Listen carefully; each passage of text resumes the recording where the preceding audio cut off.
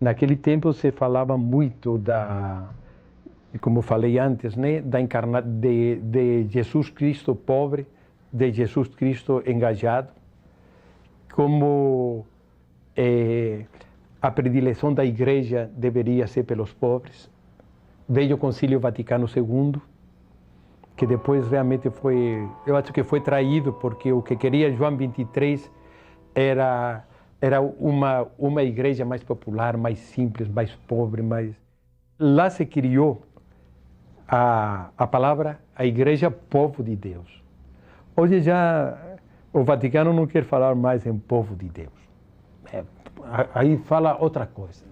Fala de eclésia, comunidade, comunhão, fala outras coisas que também são palavras muito bonitas. Mas aquela palavra povo de Deus em marcha, povo de Deus se levantando, povo de Deus se levantando, atravessando o Mar Vermelho, né? Isso tudo era muito emocionante. E eram as ideias que foram entrando dentro de mim. Eu sou uma pessoa com muita dúvida, eu não tenho muitas certezas, apesar de algumas pessoas acharem. Eu tinha certeza de que queria ser operário. Eu tinha certeza de que tínhamos que derrubar uma diretoria sindical. Eu tinha certeza de que tínhamos que fazer o partido dos trabalhadores com trabalhadores de baixo para cima, que nós tínhamos que ter paciência para formar nossos quadros, que nós não devíamos ir com muito anseio aos poderes, porque podíamos chegar antes de tempo.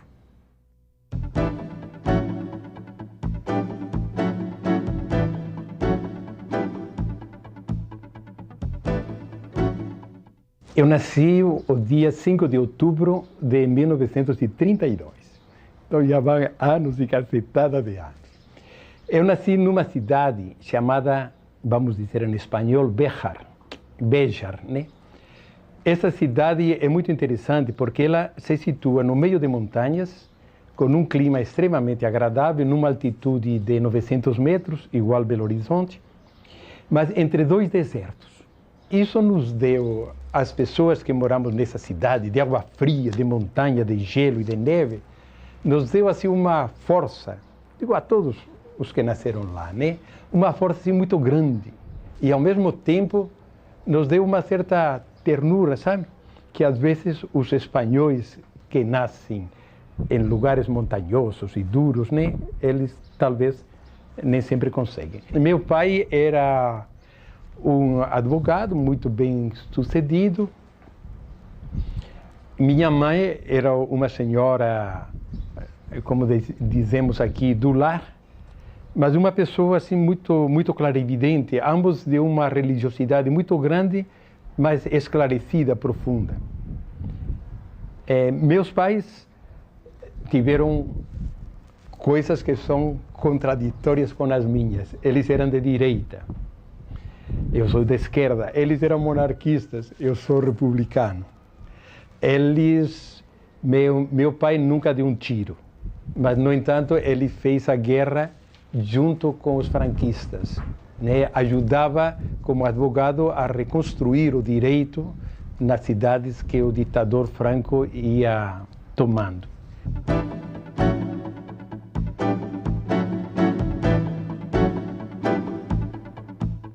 Os meus pais eram muito religiosos, né? E nós estávamos saindo de uma guerra, a Guerra Espanhola, que foi de 32 a 36. Então havia um sentimento muito grande, muito idealista, religioso, sabe? De que cada família tivesse seu filho padre. E como meus irmãos não quiseram, então sobrou para mim que eu era uma pessoa dócil, tranquila e tal. Aí eu fui para o seminário, passei lá uns anos muito felizes. Lógico que hoje tenho que fazer uma profunda crítica, né? Porque eu só via um lado da verdade, né? Eu só via um aspecto, que era o aspecto da dedicação, da entrega a Deus, essas coisas todas, né? Que hoje já não combinam mais com minha vida, né? Mas então, por isso, eles me propuseram, eu aceitei e passei esses anos lá no seminário. Dos 10 até os 18 anos, quando eu já entrei definitivamente para a Ordem dos Jesuítas. Mas a Companhia de Jesus que eu vivi é um grupo de companheiros que se unem com um grande ideal, que estudam profundamente, que querem conhecer o mundo, que apesar do voto de obediência são muito livres. Eu nunca me senti tolhido por ninguém. Eu posso dizer que eu fiz o que eu quis fazer dentro dos jesuítas, sabe? Eu fui companheiro de casa do Padre Vaz, um dos grandes filósofos brasileiros. Fui companheiro de gente que se dedicava ao trabalho com os operários, como Ari de Freitas, de gente que iniciava aqui o cinema dentro da Universidade Católica, como o Padre Massotti. Então eu convivi com esse tipo de pessoas, de uma alegria, de um companheirismo muito grande.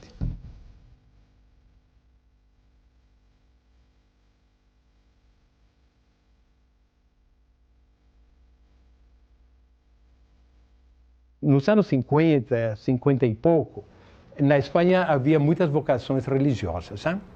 E então começaram a exportar padres, digamos. Começaram a mandar missionários para a China, para a África, para o Brasil.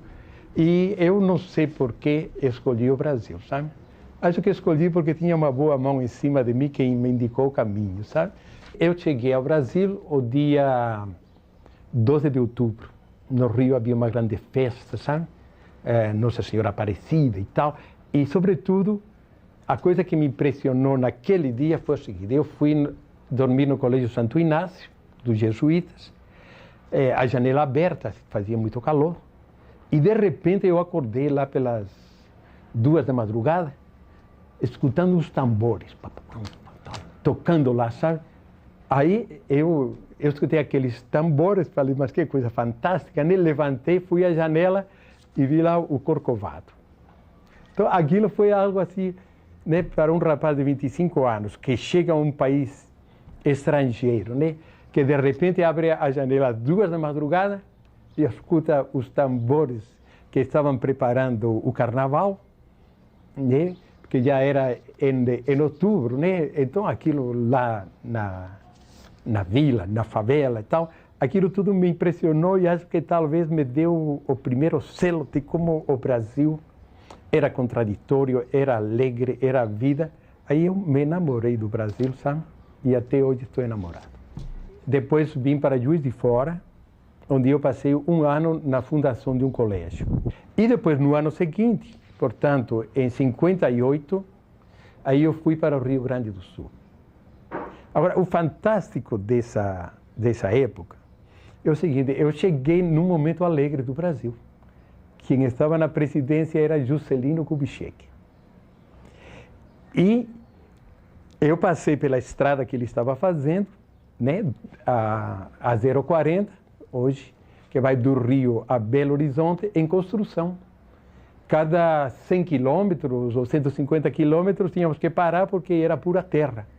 Então tinha que deixar passar os que vinham em frente, depois o ônibus que trazia a gente e tal. Mas aquilo era cheio de vida. Olha, eu fui para o Rio Grande do Sul de avião, em 58, porque por estrada não se podia ir. Você ia ou de navio ou de avião, 58.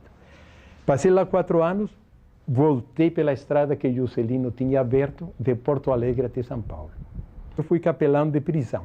O presídio de São Leopoldo era um presídio pequeno, né? E nesse presídio eu ia lá toda semana, muitas vezes, conversava com os presos e tal. Fui também na cadeia de Porto Alegre, um Carandiru daquela época. E tudo isso simultaneamente a um trabalho com jovens operários.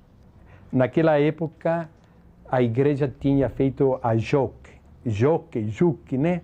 Então, a JOC era a Juventude Operária Católica. E eu me engajei com aqueles jovens e passei bastante tempo com eles. Aí eu pude sentir, por um lado, a extrema miséria de uma cadeia, por outro lado, a luta operária.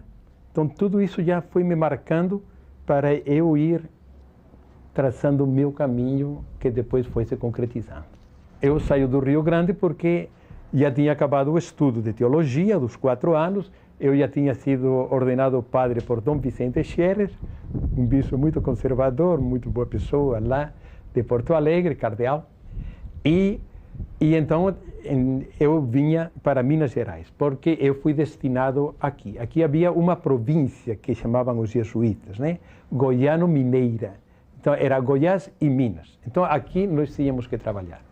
Eu me lembro que escrevi uma carta, quando estava longe no Canadá, onde passei um ano.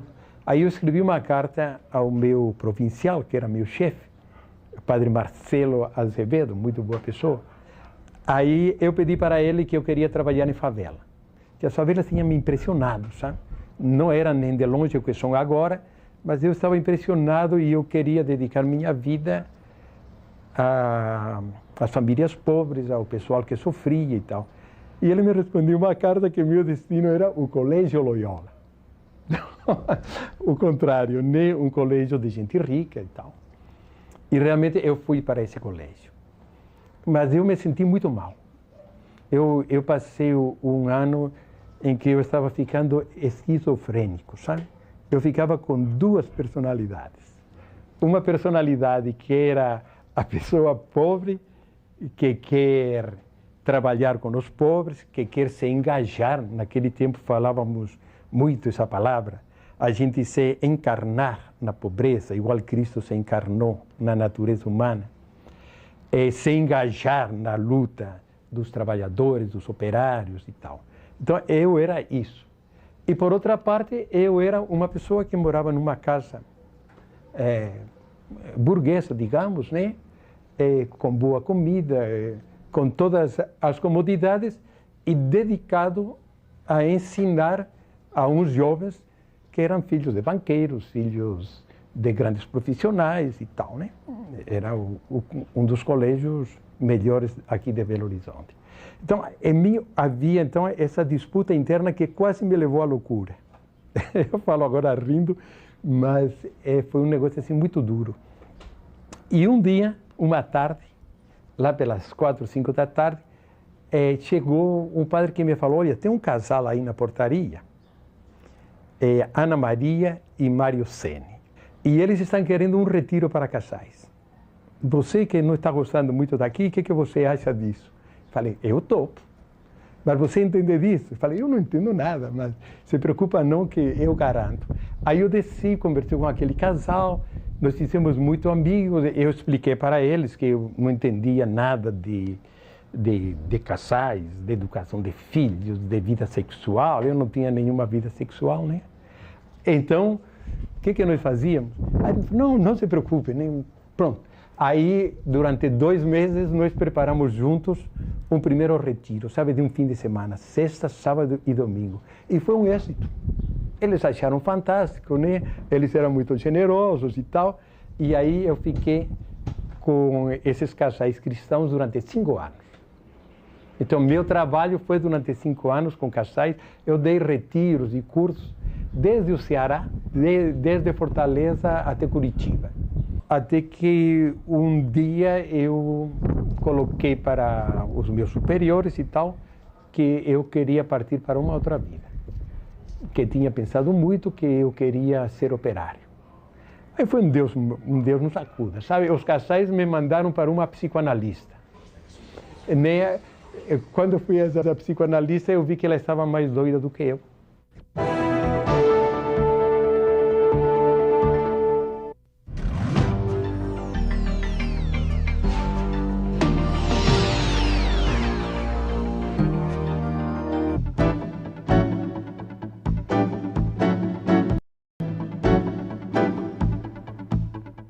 Então, nesse setembro de 68, eu vim aqui para a cidade industrial, aluguei um barracãozinho, e comecei a morar e viver lá. Eu vinha com um espírito muito religioso. Eu não queria ser político. Eu queria ser operário, mas um padre operário. Aí nós fizemos uma comunidade que chamamos de fraternidade. Fraternidade era o seguinte, eram 4 freiras, não, 3 freiras, 3 irmãs que moravam perto da minha casa, né? no mesmo lote. Em cima tinha o barracão que eu tinha alugado, aí elas ficaram nesse barracão. E eu fiquei embaixo, que era um cômodo dividido em 4, sem teto, sabe? E eu fiquei morando lá vários meses. O que acontecia nessa época? Havia uma perseguição constante da Polícia Federal. Então, eles vinham, eu me lembro que uma tarde eu estava fora de casa, aí passaram 2 companheiros, Enio Seabra, famoso nas greves de 68, e um colega dele, Mário Bento, que também foi um grande líder operário metalúrgico aqui em Contagem e em Belo Horizonte. Eles chegaram me convidando para uma reunião. Eu não estava em casa. Naquela mesma noite eles foram presos pela polícia, sabe? Então isso criava entre nós todos um estado de tensão muito grande. E aí então nossa fraternidade não aguentou. Uma das irmãs acabou perdendo a fé, a outra, com toda a razão, né? A outra sofria muito com essa presença da polícia, sempre ameaçadora, né? Ou de forma clara ou de forma oculta, mas sempre ameaçando. Então ela sofria com isso e não conseguia superá-lo. Então nós nos separamos e eu vim morar e já trabalhava em fábrica, né? Eu trabalhava na Polyheckel, na Mannesmann, na Demag, na Politécnica, na Magnesita, muita fábrica aí. Então quando fui para a Polyheckel, eu senti assim um gelo. Foram os 2 meses piores da minha vida, porque eu não falei que era padre, né? Eu simplesmente comecei a trabalhar, mas eu não tinha, eu tinha o jeito como tenho hoje, de operário não tenho nada, né? Eu qualquer outra coisa, né? E eu nunca tinha pego um martelo na minha mão, eu não sabia o que era uma arruela de 3/8, eu não sabia o que era uma chave de cachimbo. E aí o pessoal percebeu, sabe? E aí pensaram, não, este cara é da polícia. Então, olha lá, eu numa fábrica, com as mãos duras, sabe? Porque de trabalhar, de pegar as ferramentas e tal, né? Eu me lembro, aí o 3º ou 4º dia eu cheguei e eu estava estressado, sabe? Estava com uma sede medonha, porque eu não... de estresse, de cansaço, de não sei o quê. Aí foi um bebedouro às 7 da manhã e bebi água. Aí os caras, está vendo? Esse cara é da polícia e além de ser da polícia, ele toma uma bebedeira todas as noites e chega aqui nesse estado que não consegue nem trabalhar. E eu falei, pois é isso mesmo. Aí depois de 2 meses, então um dia, um companheiro lá, chamávamos ele de português, que era filho de portugueses, né? Falou, escuta, eu posso saber onde você mora? Aí eu falei, uau, quem sabe, hein? Ele disse, não, eu quero saber, eu ser casado? Eu falei, não sou casado, mas moro com 3 mulheres. Eu falei, caramba, que negócio é esse? Aí, mas pode ir e tal. Aí no sábado ele foi, né? Aí ele entrou, encontrou as 3 freiras que moravam lá pertinho, né? Fizemos uma boa comida para ele e tal, e ele desorientado, sabe? Dizia, mas o que é isso e tal? Então eu falei, olha, essas 3 senhoras são 3 freiras e eu sou padre, tá? Aí o cara morreu de vergonha, sabe? Aí no dia seguinte, quando cheguei na fábrica e tal, aí começou aquele cochicho e tal, e não sei o que mais. Aí pelas 8 horas eu estava rodeado de uns 20 ou 30 operários que tinham largado as ferramentas e estavam escutando o meu primeiro discurso, sabe? Aquele foi meu primeiro discurso que eu fiz no sindicato, na fábrica, sabe? Aí veio um carregado, veio o chefe, o que é isso? Vocês vão querer fazer greve? Agora no tempo de greve. Aí um cara falou, não, senhora, é que ele aí é padre. Aí eles ficaram lá escutando, né? Me deixaram falar durante meia hora, não sei o que mais. Depois que aquelas irmãs da fraternidade foram embora e tal, aí eu fiquei morando sozinho num quartinho, aqui embaixo do Hospital Santa Rita. E aí eu conheci uma moça 12 anos mais nova do que eu e muito bonita. E era operária, sabe? Então essa moça trabalhava na AEI, que era uma fábrica de aparelhos elétricos. Na greve de 68, nas greves de 68, de outubro de 68, então nós nos conhecemos nessas greves. E surgiu uma relação afetiva muito profunda e eu comecei a namorar essa moça. Ainda era padre, mas eu não tive relação sexual com ela até casar. Então começamos a namorar. De vez em quando ela fazia uma limpeza no meu quarto, era um quarto só, né? Limpava e tal, e aí foi nascendo o amor entre nós dois, casamos. Eu recebi licença para casar, da igreja, né? Temos 3 filhos.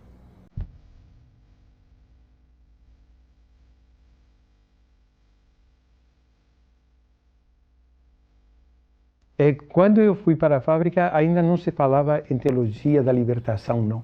Isso veio com Gutierrez, um latino-americano, e depois com Boff, principalmente, Frei Beto, né? Porque tudo isso avançou rapidamente. Naquela época, nós falávamos mais de padre operário, sabe? Os padres operários que começaram na França. E depois nós começamos aqui. Eu estava começando a ter consciência, sabe? Naquela época, eu aqui me reunia com o pessoal da Pastoral Operária, com o pessoal da JOC, com alguns padres franceses, Michel Levin, né? E alguns outros. Tínhamos um relacionamento assim muito bom nesse campo da pastoral operária, da pastoral popular. E nesses anos aí foi crescendo minha consciência. A gente não podia deixar de ver as contradições sociais, né? A ditadura, por um lado, a falta de liberdade, o movimento estudantil, alguns companheiros, alguns amigos da universidade, os padres que eram muito esclarecidos, meus companheiros jesuítas. E, por outro lado, a pobreza que existia. Eu já visitava favelas, visitava bairros, andava. Então, essas contradições, elas iam me esclarecendo que eu não estava no meu caminho. E comecei então a trabalhar no sindicato. Quase toda noite, na frente de nossa casa, tinha um carro, chapa branca, ou chapa de São Bernardo, ou chapa de Poços de Caldas. Cada dia era o mesmo carro, um casal ficava lá, ostentosamente, na frente de minha casa, sabe? Para vigiar quem entrava, quem saía. Então, era a polícia que estava lá. Então, era uma forma assim de amedrontar. E, é claro, não se podia fazer greve, não se podia fazer nada. E aquela diretoria sindical que nós tínhamos tinha sido colocada pelo delegado do trabalho, que então chamava-se Onésimo Viana. Esse senhor mandou fazer uma eleição e tal, e lá ficou João Silveira, boa pessoa, mas politicamente uma pessoa muito atrasada, que queria fazer o bem, mas que manejava tudo, era o delegado do trabalho. E era impossível. Eu me lembro da primeira reunião sindical que eu assisti, fui com uma pessoa da pastoral operária, sabe? Entramos lá, a sala estava cheia e o presidente do sindicato falando.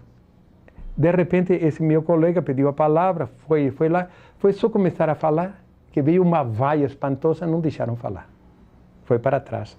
No entanto, como a rebeldia nunca acaba, se matam umas pessoas, nascem outras.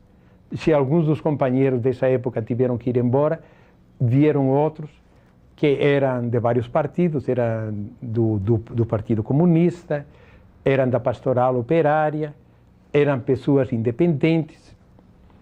E todos esses fomos nos encontrando lá na fábrica, né? De uma forma tranquila, cautelosa e tal, mas nós nos encontrávamos e criamos a oposição sindical.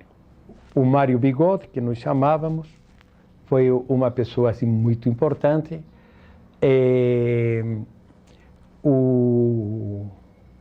O Ademir Batista, que foi um operário que fez muito anônimo, né? Mas um dos fundadores depois também do Partido dos Trabalhadores. Arbêncio Dias também fez parte da oposição sindical. Albêncio e Arthur, que faleceu num acidente de trabalho, que depois criaram o MR8. Porque depois cada um de nós seguia o seu caminho, né?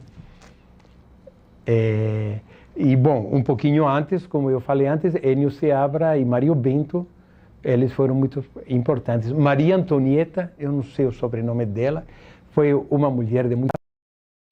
ajudou demais a causa operária. A história da oposição continua em que nós vamos tomando uma certa força nos anos 78, 76, 77. E quando chega a 78, havia uma oposição sindical também muito forte em São Paulo. E havia os sindicatos do ABC. Então, os sindicatos do ABC é que deram o primeiro passo, sabe, com Lula, depois com Jacobitar, de Campinas, Wagner Benevides aqui. Wagner, me parece que foi um pouquinho mais tarde, deve ter sido no 78, se não me engano. Então, esses sindicatos, os petroleiros, o sindicato dos bancários, com Arlindo Ramos, eles todos começam a dar uma certa ajuda à oposição sindical. E nós vamos nos organizando. Nós criamos um centro cultural operário e lá, então, nós começamos a nos reunir.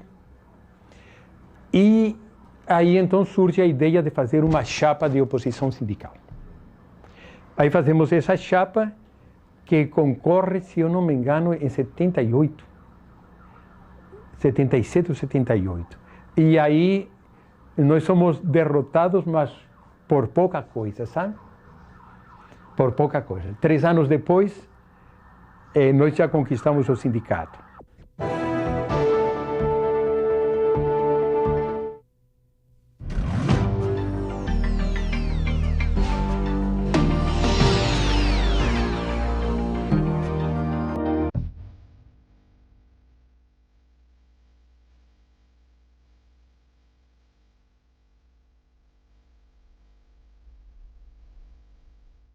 Talvez novembro de 78. O jornal Em Tempo, que era um jornal de esquerda, que era levado pela Centelha, que era um grupo de estudantes, que atualmente são a DS, Democracia Socialista, uma das tendências do PT, essas pessoas com as quais eu tinha muita amizade, tinha me visitado muito e tal, elas convidaram Lula, que vinha do Nordeste, para fazer uma escala aqui em Belo Horizonte. Então, aí Wagner Benevides foi no aeroporto, trouxe o Lula para essa reunião. Essa reunião foi feita na FACE, na Faculdade de Ciências Econômicas da Rua Curitiba. Aquele salão grande, né, estava cheio de gente. E João Batista Mares Guia estava dirigindo os trabalhos, era o coordenador da mesa. A seu lado sentou-se Lula. À direita do Lula estava eu falo isso assim com muita honra, né? É muita vaidade minha, né? Eu estava à direita e à esquerda estava Michel Levin. Aí nós fizemos a primeira discussão do Partido dos Trabalhadores, aqui publicamente em Minas Gerais. E foi muito emocionante porque Lula veio contando toda a sua experiência que tinha passado visitando sua terra, visitando o Nordeste, a miséria, tínhamos que acabar com essa miséria politicamente, que já os sindicatos não davam mais. Fazer greve todo ano para depois a inflação comer o salário, não era mais possível. Eu falei também que eu me lembro da frase que eu disse, que eu achava que o Partido dos Trabalhadores, que ia ser fundado, deveria se colocar na linha tradicional da classe operária, que é o socialismo, sabe? E aí, então, para espanto meu, todo mundo começou a bater palmas, assim, foi um escândalo, sabe? Aí falei, caramba, parece que eu estou certo, né? E aí nós debatemos isso. Quando acabou essa reunião, eu também tive o privilégio, sabe, de fazer uma proposta, que foi que daí a uns meses a gente tivesse uma reunião já dos sindicalistas autênticos para iniciar um movimento pró-Partido dos Trabalhadores e que eu sugeria que essa reunião fosse no Sindicato Metalúrgico, onde a gente estava aqui em Contagem e tal. Realmente o Lula, que é sempre muito sensível às coisas, falou que sim, que estava aprovado e tal. E essa reunião aconteceu 3 ou 4 meses depois. Eu creio que foi no início de 79, ou nem, não sei se ainda é 78, sabe? Isso eu teria que ver. Mas então, aquela reunião entre 78 e 79, Wagner também esteve presente, Lula não, porque estava afônico de tanto falar, e vir aqui sem voz não era bom, não justificava, né? Aí nós tivemos essa reunião que é um dos marcos da fundação do partido em Minas Gerais. Nessa reunião eu também me senti com autoridade para falar, estava no meu sindicato, estava lá tudo capa preta, né? Estava Olívio Dutra, estava Jacob Ittar, estava Wagner Benevides, estava Mário Pedrosa. Aí eu falei que o partido deveria ser de núcleos, então um partido de base, um partido da classe operária, da classe trabalhadora, enfim, de todos os que simpatizassem com o nosso ideal socialista, mas com núcleos por toda parte de professores, de arquitetos, do que fosse. E quando eu ia me sentar, tal, aí o Mário Pedrosa me fez um sinal assim, ele estava paraplégico na sua cadeira de rodas, aí me deu a mão, me puxou e me deu um abraço assim, meio esquisito, meio constrangido, meio tal, mas eu senti aquele impulso de um velho comunista, sabe? Que está dizendo, eu transmito minha herança aqui para esse Partido dos Trabalhadores, do qual é fundador. Então, o 1º de maio de 79 foi a primeira vez, desde que se instaurou a ditadura, que nós celebrávamos um 1º de maio do trabalhador mesmo. E então fizemos o seguinte, primeiro fomos à missa de São José Operário, na Praça da CEMIC. Ali tinha milhares de pessoas. Aí os padres fizeram suas rezas, suas missas e tal. E quando acabou a missa, então um de nós, não sei quem foi, subiu lá e convidou o pessoal, com a autorização dos padres, a celebrar o 1º de maio operário na Praça do Trabalhador, mais ou menos 1,5 km. Então, aí pronto, os padres tiraram suas batinas, apareceram as bandeiras vermelhas, né? Do PT, do PCdoB, de todas as tendências socialistas que havia e tal. E aí iniciamos, eu não sei se foi uma caminhada, não sei se foi um ato de protesto, se foi uma procissão, porque aquilo era uma mistura, sabe? Do pessoal que tinha ido para a missa, com aqueles que não queriam saber coisa nenhuma de missa, eles queriam era dizer abaixo ditadura. E aí fizemos então essa caminhada com cartazes, pancartas. Chegamos até a Praça do Trabalhador, lá tinha um caminhão velho, lá se distribuiu a Carta de Princípios do partido e lá fizemos discursos. Ficamos um som ruim, porque nós não tínhamos dinheiro para nada, sabe? E lá Wagner Benevides discursou, eu também fiz lá meu discursinho e tal, para umas 250 pessoas, 300. Porque aqueles milhares que foram na caminhada, quando chegamos lá à Praça do Trabalhador, eles continuaram seu caminho, porque iam para casa, não iam a nosso ato de protesto. Mas, no entanto, é um ato que marcou a nossa vida. Aquilo foi muito importante, sabe? Uns meses depois, nós tivemos uma reunião no Colégio Santa Rita do Barreiro. O Colégio Santa Rita fica a 2 quarteirões da Mannesmann. Naquela reunião, umas 400 ou 500 pessoas, discutimos o que era o partido e como que deveria ser. Havia um grupo que não queria o Partido dos Trabalhadores, e eram operários e eram jornalistas, etc. Eles queriam um partido popular. Por quê? Porque eles diziam que um PT, nesse momento, dividia a esquerda. E o que nos interessava era reunir toda a esquerda para lutar contra a ditadura.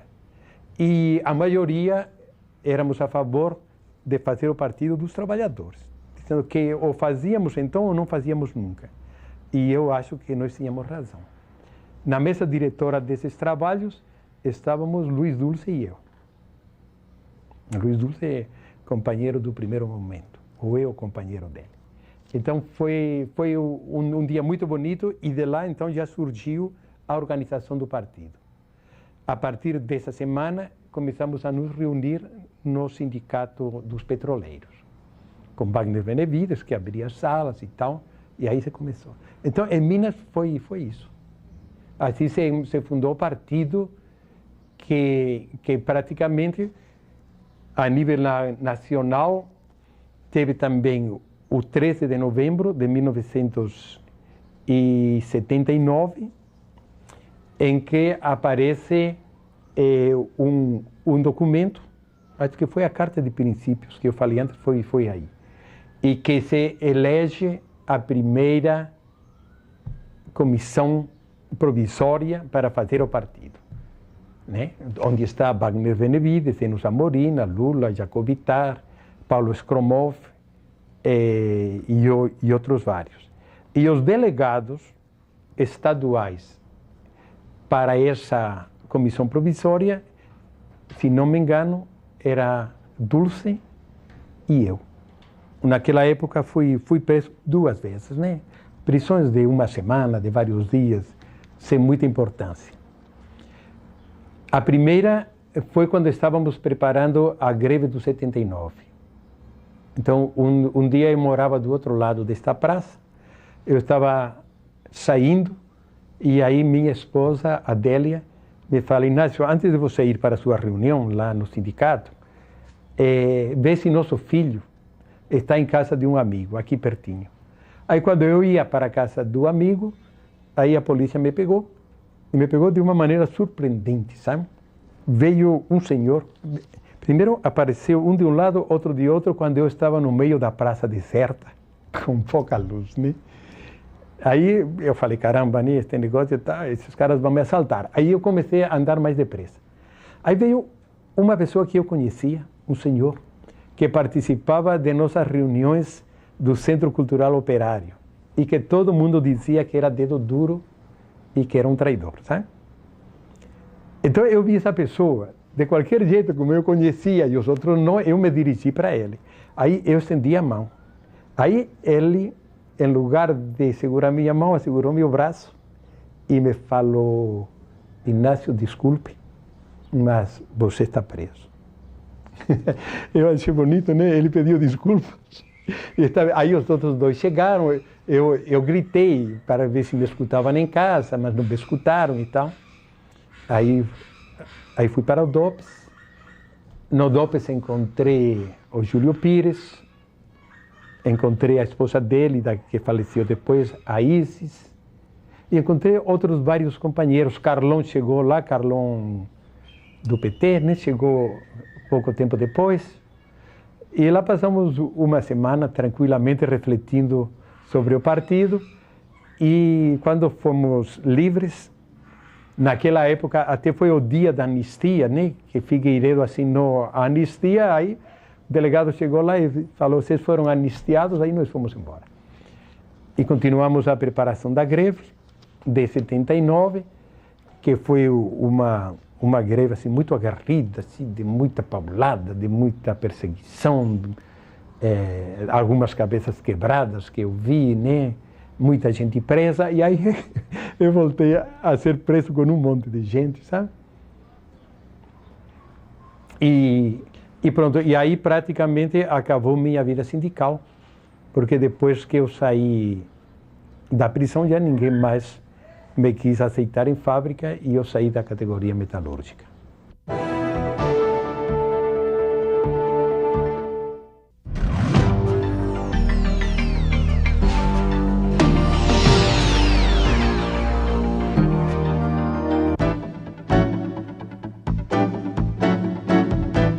Aqui em Minas fizemos a comissão provisória e começamos a andar pelo interior.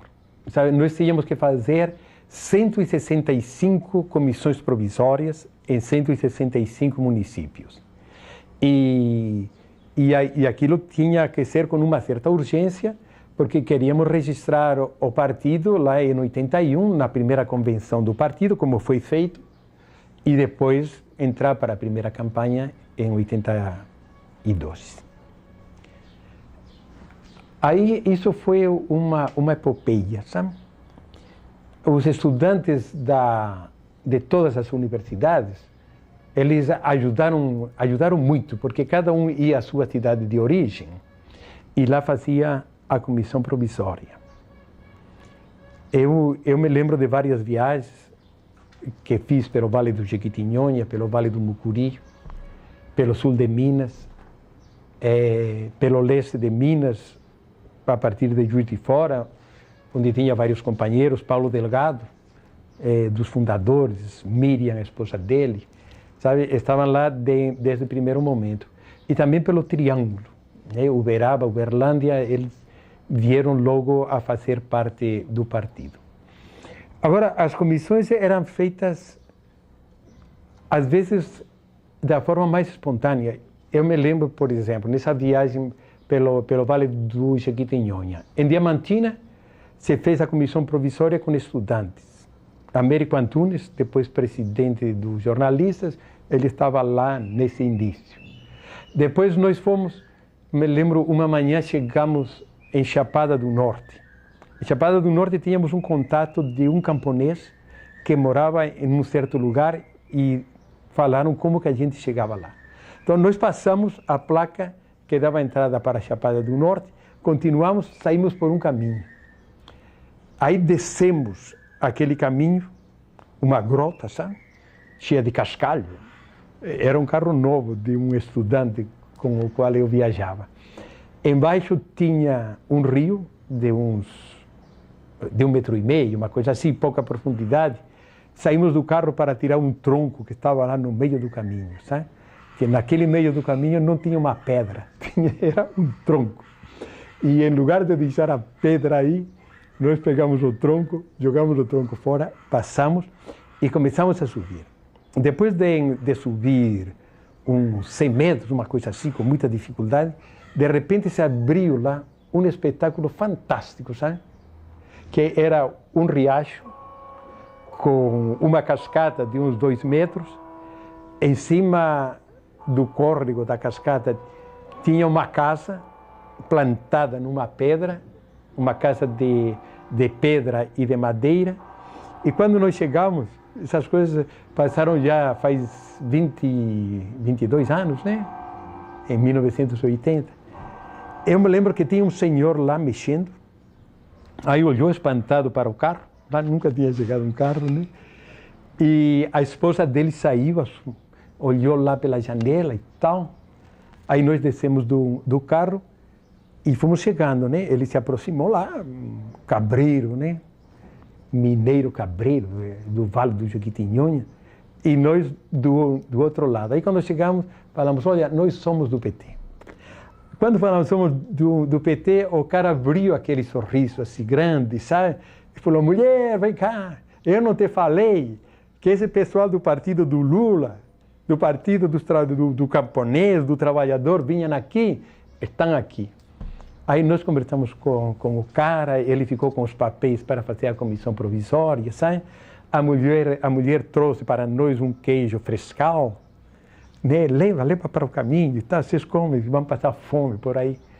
E 2 copos de leite bonito, é da vaca, acabei de tirar. Sim, senhora, aqui não tem febre aftosa, então nós tomamos mesmo. E eu me lembro disso, porque realmente era uma paisagem assim encantadora, própria de outro mundo, não do Vale do Jequitinhonha. Jequitinhonha é árido, seco. E aquilo era cheio de verde, cheio de água, uma cascata, passarinhos e tal. Ou talvez seja a minha imaginação que está acrescentando muito do que foi aquilo, sabe? Depois, então, pegamos a estrada de terra, né? E fomos para Minas Novas. Lá o sindicato aceitou, falou que ia fazer a comissão provisória e fez, em Minas Novas. Em Virgem da Lapa, os sindicalistas nos enrolaram, Eu acho que riram de nós, acho que era tudo do PDS, né? Da Arena, sei lá de quê. Depois fomos a Araçuaí. Araçuaí foi bonito demais. Nós chegamos a um lugar e dissemos, olha, estamos procurando uma moça chamada Lira. Falaram, não, ela mora lá e tal, perto do rio, né? E não sei o que mais. Aí nós fomos avançando, deixamos o carro, porque já era uma vereda que ia acompanhando o rio. Fomos andando por aí, já era quase de noite, chegamos numa casa. De que não é aquela casa, a casa da Lira, uma moça assim, assada, muito católica, né? Da pastoral. Falou, é isso mesmo, é operário, operário. Aí nós chegamos lá e tivemos a primeira reunião em Araçuaí, sabe? O rio corria embaixo, a gente escutava a corredeira entre as pedras. Com certeza, isso não é imaginação, não. E a casa dela era na vila, perto do córrego. Aí, enquanto falávamos do PT e tal, já de noite nos convidaram a ficar lá, limparam um quarto para nós dormir. Nós falamos que de jeito nenhum dormimos na sala, né? E as pessoas assim tremendamente acolhedoras. No dia seguinte, nós sentamos lá na porta da catedral, sabe, com Lira e alguns jovens da paróquia e tal, né? E tiveram a ideia, que foi fantástica, né? De que um cara lá, um camponês, tinha um jipe. E se nós queríamos, podíamos ir a uma comunidade eclesial de base. Aí era o que nós queríamos, né? Aí saímos no jipe, atravessamos o rio, passamos montanha, chegamos no alto de uma colina e lá tinha uns troncos de árvore com um teto de sapé. E lá estavam reunidos uns 40 ou 50 mulheres e homens, sabe? Os cavalos lá na sombra de uns arbustos. E eles fizeram sua liturgia da palavra, né? Leram o evangelho, tal, cantaram. E no fim, aquele senhor que nos tinha levado falou, olha, aqui estão dois companheiros que vêm de Belo Horizonte e querem falar sobre o Partido dos Trabalhadores. Aí falamos sobre o partido, aí acho que ficaram muito entusiasmados, muito satisfeitos, e se fez a comissão provisória. De aí, nós fomos a Itinga.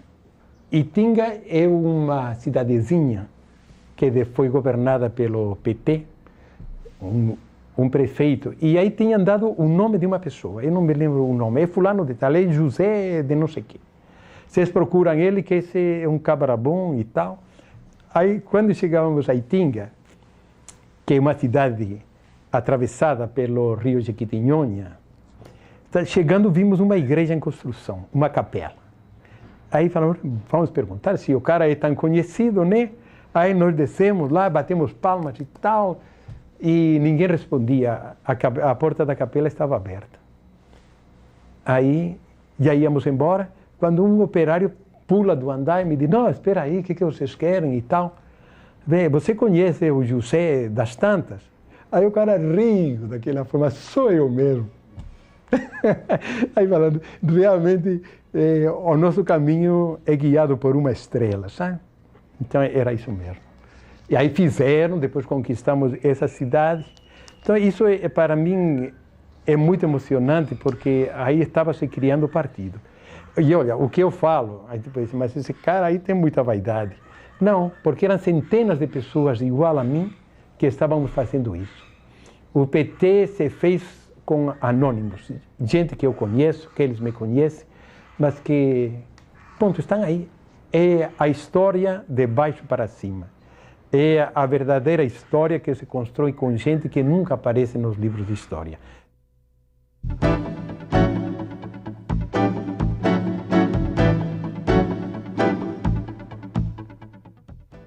Eu acho que eu não fui um grande presidente do partido, sabe?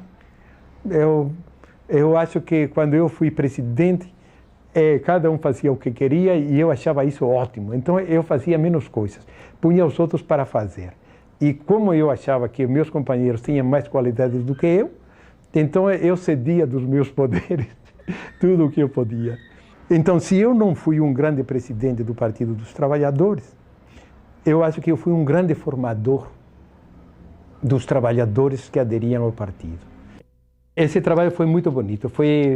Eu inventei uma secretaria de formação política. Eu sou inventivo, sabe? E quando não tenho nada que fazer, então procuro fazer outras coisas assim, né? E aí era uma preocupação muito grande do Partido dos Trabalhadores naquela época de fazer formação, porque os nossos militantes, os nossos quadros eram intelectualmente pobres, né? Que não tinham tido formação, a começar pelo nosso presidente e o presidente da República, quarto ano primário. Então eram assim. Assim como Lula se formou durante estes anos de uma forma fantástica, conversando com todo esse grupo de pessoas fantásticas que o rodeiam, assim também nós achávamos que tínhamos que fazer formação política pelo interior. E aí, então, eu me dediquei a dar cursos de fim de semana, sexta, sábado e domingo, pelo interior. Eu percorri muitas cidades de Minas, às vezes sozinho, às vezes com outros companheiros da secretaria, sabe? E aí íamos fazendo cartilhas, fazendo anotações, conversando com as pessoas. Depois fazíamos também cursos aqui em Belo Horizonte, mais longos, de uma semana, que o pessoal vinha. E aí isso se desenvolveu. Eu, pessoalmente, acho que foi o trabalho mais rico que eu fiz em minha vida. A gente levava as ideias do partido, sabe? Então, primeiro foram as ideias dos núcleos, depois a solidariedade, a igualdade. Né? Fazíamos uma análise de conjuntura do momento que estávamos passando, tanto nacional quanto internacional. E dávamos as diretrizes para o momento, as diretrizes do partido. E também tínhamos, principalmente o sábado à noite, um momento, umas horas, digamos, de reflexões mais humanas. Eu acho que isso é muito importante e sempre fiz isso, sabe?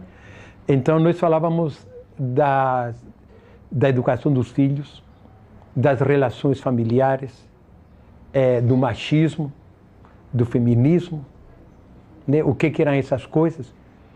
Então, foi uma época assim, muito rica em que voltávamos sempre esbodegados, né, de um fim de semana assim, muito duro, praticamente sem parar, mas felizes, né, naqueles ônibus que vinham de Uberaba, de Uberlândia, que vinham de Araçuaí, que vinham de Januária, né, que vinham de Pedra Azul, sei lá, que vinham de Poços de Caldas.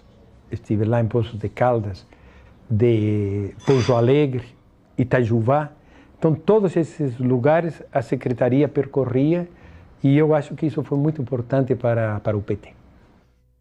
Eu vejo a igreja como a grande inspiradora do momento presente. Sabe? A igreja no Brasil realmente se dividiu em duas, que são aqueles que fizeram a teologia da libertação, aqueles que se engajaram numa luta popular, aqueles que compreenderam que a igreja era povo de Deus em marcha, libertando os oprimidos. E essa igreja nos inspirou a todos nós. E, portanto, muitos saíram da igreja. Por todo lugar no PT tem padre, tem freis, tem freiras, tem comunidades eclesiais de base, por todo lugar no partido, e muitas vezes com responsabilidade muito alta, sabe? Foram inspirados pela igreja. Infelizmente, outra parte da igreja acha que a igreja não é povo, que a igreja é hierarquia, que a igreja é a palavra de Deus escrita no Evangelho.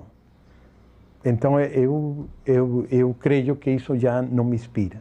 Me inspira a palavra feita carne, a palavra feita homem e mulher, a palavra feita vida, principalmente vida dos mais oprimidos. Mas era para ser uma entrevista e eu acabei fazendo o discurso, hein? Não. Mas a gente tem que aproveitar, sabe? Sei lá.